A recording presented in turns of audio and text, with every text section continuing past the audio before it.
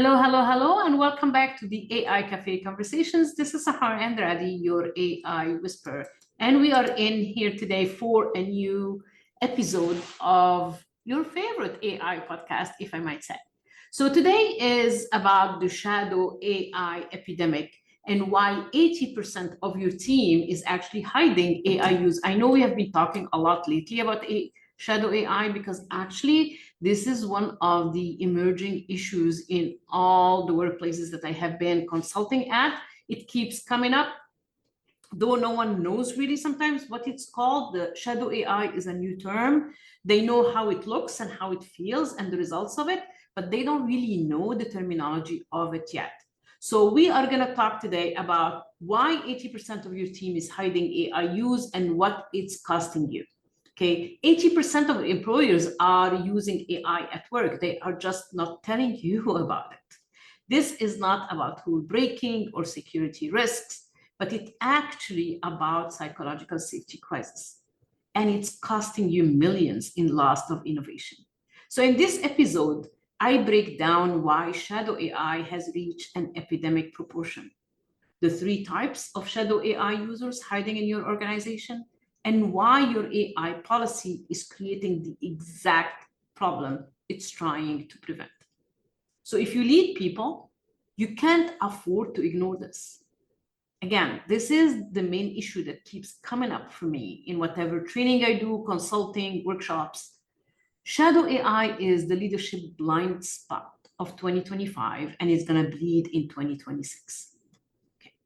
So let's start with this.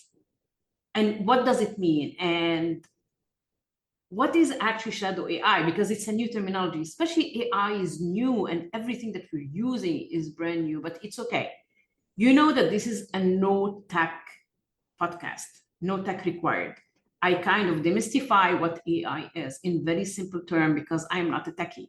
I'm just using neuroscience, that is my total background, to break down the main items about what AI is. I'm an enthusiast of AI, but I still go through it with open eyes, meaning I don't copy and paste everything it gives me. I have a brain, I'm the human. And I always say this, AI suggests or recommends, but human decides. So shadow AI is not what most people think it is, okay? Most executives hear shadow AI and immediately think security risk, boom, boom, boom, unauthorized tools, boom, boom, boom, employees breaking rules. But that's not what shadow AI is really about. Shadow AI is a psychological safety crisis disguised as a compliance problem. So let me give you a number that should get your attention. According to recent surveys, approximately 80% of employees are using AI tools at work. But here is the critical part. Most of them haven't told their manager. 80%. Let that sink for a second. That means right now in your organization, 4 out of 5 people are experimenting with AI, testing tools, building workflows, solving problems, creating efficiencies. And you might say, oh, that's a good thing. Of course it is, if it's done the right way. And they are doing it in the shadows, hence shadow AI. Not because they're rebels and not because they're trying to bypass security, but because they don't feel safe doing it in the light. That's what makes this an epidemic. It's not isolated. It's not a few bad actors. It's not systemic. It's spreading.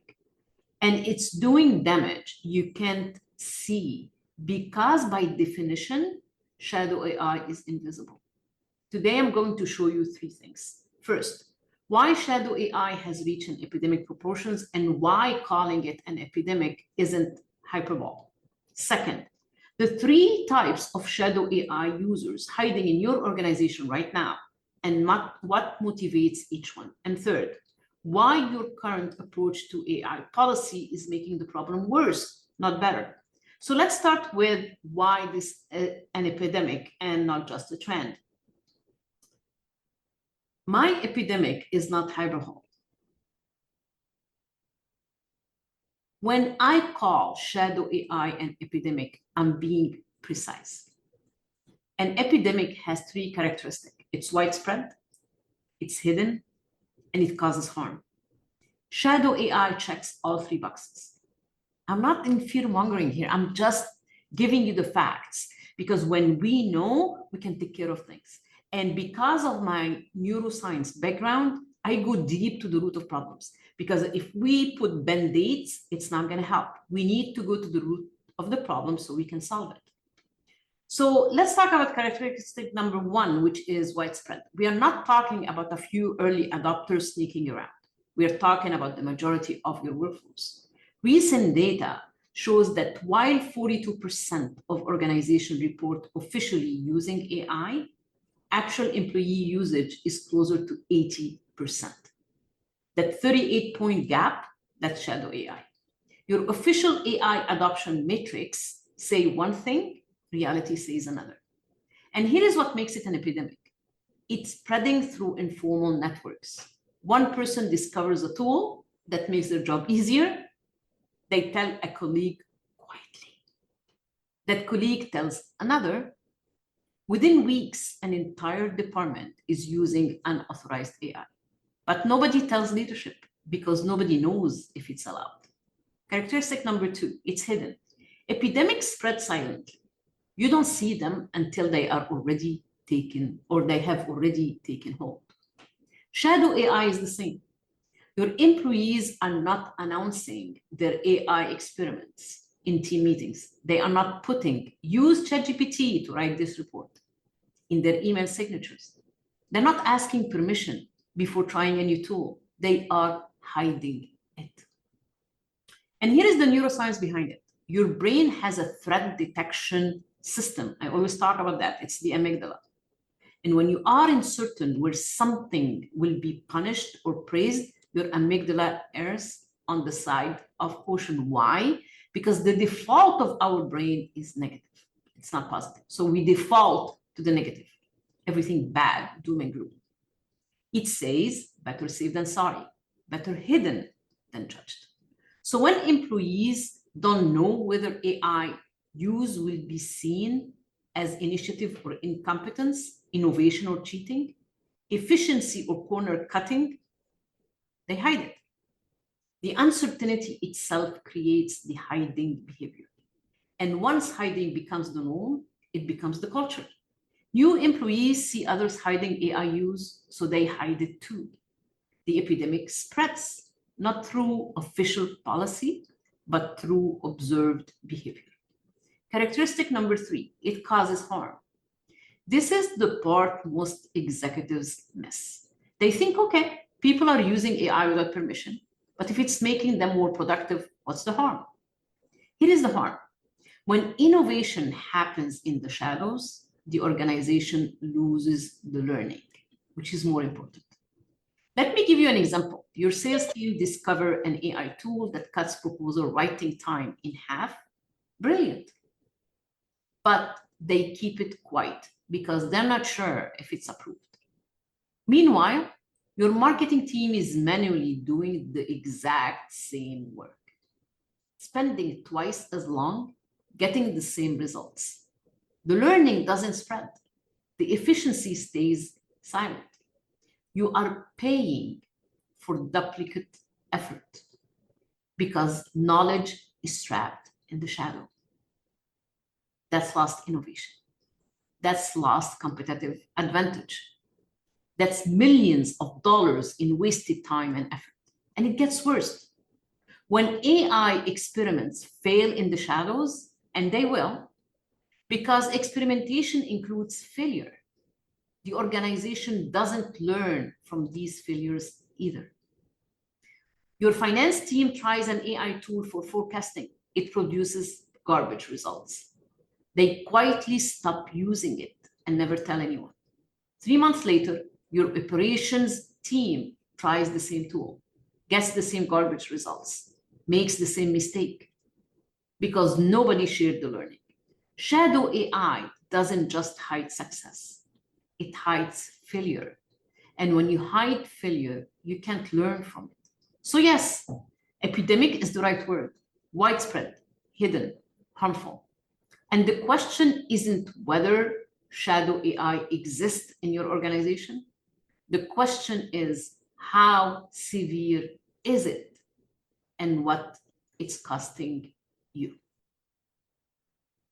And now let's talk about the three types of shadow AI users. Shadow AI isn't monolithic.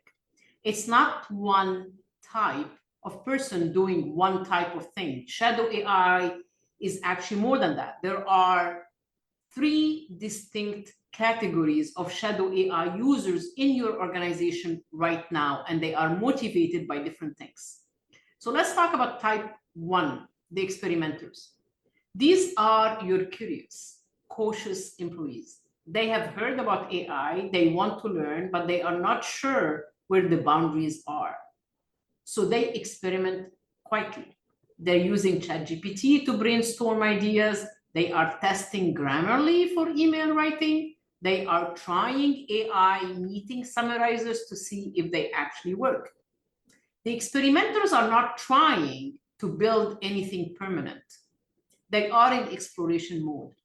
They want to understand what AI can do before they commit for using it seriously. But here is the key. They are experimenting in private because they don't know if their boss will see this as taking initiative or wasting time. The uncertainty makes them cautious, so they keep it quiet. What drives the experimenters is actually curiosity combined with fear of judgment.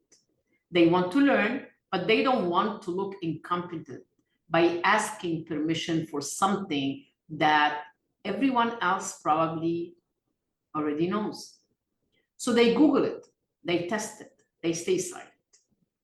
Type number two, the efficiency seekers. These employees have already decided that AI is valuable. They're not experimenting anymore, they're using it. They have found tools that generally make their work faster, better, or easier. And they're not giving those tools up. The efficiency seekers are using AI for writing first drafts for reports, analyzing data faster, automating repetitive tasks, generating code or formula, creating presentation content. They have moved past, should I use AI? Or how do I use AI better? But they are still in the shadows because they're not sure how their productivity gains will be interpreted. Will leadership say, great, you are more efficient now? Or will they say, wait, you have been using unauthorized tools?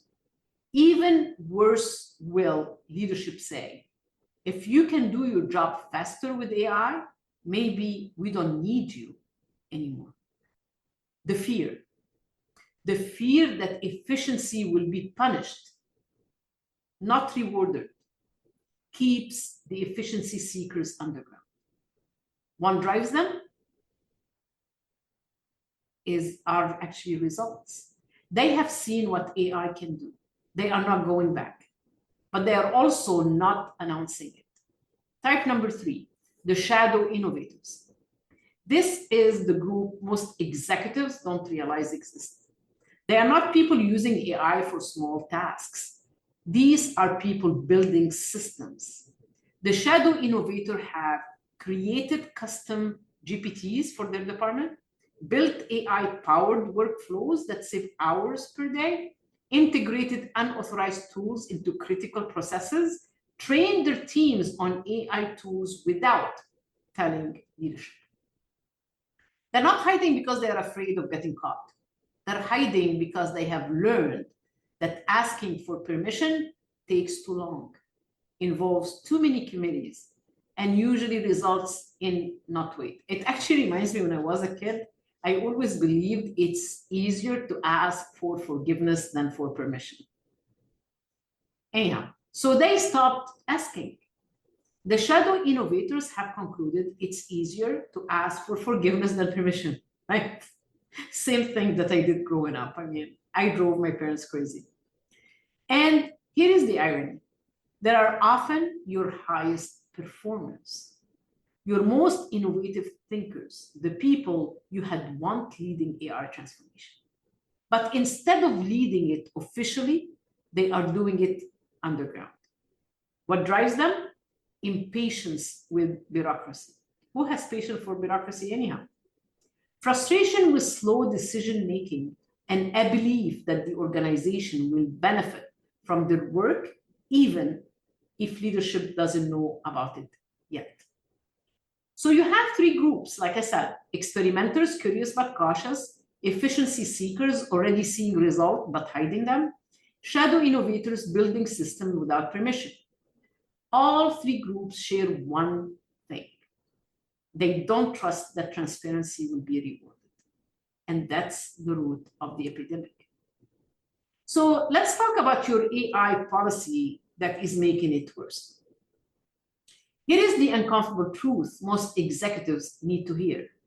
Your AI policy, the one you worked so hard to create, is probably creating more shadow AI, not less. Let me explain why.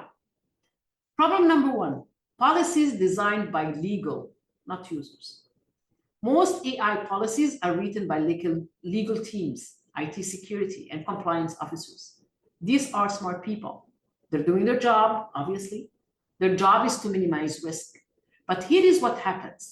When you design an AI policy to minimize risk, maximize restriction, the policy becomes a list of what's prohibited.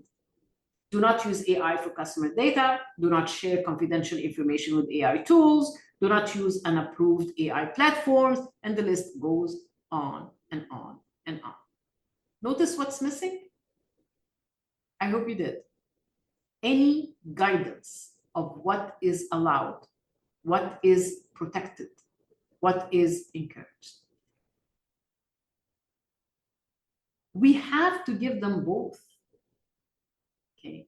We have to give, you remember, even before AI, we used to say, when you have a project, a big project that goes through different layers of users, always go to the bottom assembly lines and have them be part of the project. Why? Because they have the in and outs of every single day. It's better than the people at the top taking measures that will never work on the baseline. That's exactly the same idea, okay? So notice, like I said, what's missing, it's what they can do. So your employees read that policy and think, I'm pretty sure what I want to do is not explicitly prohibited, but I'm not sure it's allowed either. So I just won't mention anything. Ambiguity creates hiding behavior. When the policy says don't do these things, or doesn't say, here is what you can do, people default to silence. Problem number two: focus on compliance, not conviction. Most AI policies assume the problem is compliance. If we can just get people to follow the rules, we'll be fine. But that's not the problem. The problem is conviction. Your organization hasn't built belief in AI. So when you create rules about AI, people don't see them as guardrails for innovations. They see them as barriers. So here is the neuroscience. When your brain perceives a rule as a barrier, it activates a threat response. And when a threat response activates, your brain looks for ways around the barrier. And that's what creates shadow AI. You're not dealing with rule breakers here. You're dealing with people whose brains are problem solving or solvers. How do I get my work done effectively while avoiding threat?